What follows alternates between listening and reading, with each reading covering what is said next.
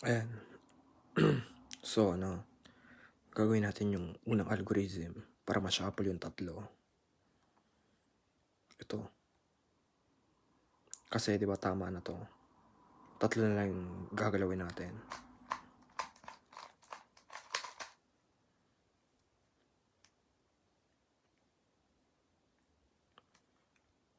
Ayan. Kapag nasa tamang posisyon na yung katabi niya, ibig sabihin, okay na yan. Ito, kahit hindi pa sila tama, okay lang. Pero may chance na pag ginawa mo yung first move, na nasa tamang posisyon na sila. Tapos, parehas na to. Pero, okay yung ganito. Na-explain ko na sa ibang video yung variation na to. Pag ginawa mo yung first move na to, kaya mo gagawin yung first algorithm para ma-shuffle sila. Para mapunta ka sa ganitong posisyon. Pag nasa posisyon ka na ng ganito, gagawin mo yung second algorithm. Gagamitin mo yung second algorithm para maayos to. Kasi tama na sila. Nasa posisyon na siya, tapos draw na lang silang mali. Ito na yung explanation ng second algorithm. Kaya mo siya gagamitin dito para ma-switch. Para mag-switch tong dalawa. Ayun yung ibig sabihin. Pag ginawa mo yun.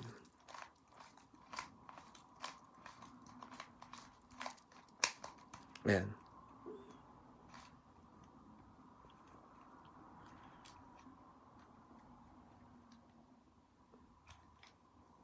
Ito naman, ibang variation na parehas sila dito mabubuo. Tapos dalawa na lang. Minsan dalawa sila dito mabubuo. Pag ginawa mo yung second algorithm, mabubuo sila dito. Tapos dito naman yung hindi. Pero minsan meron talagang ganito. Depende sa cube. Pag ganito na, doon na tayo sa third algorithm. Sabihin, nandito siya sa backside.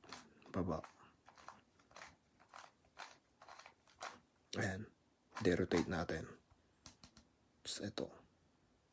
Side. Ayan.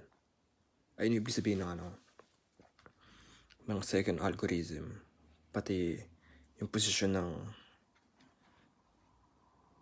ayun yung ibig sabihin.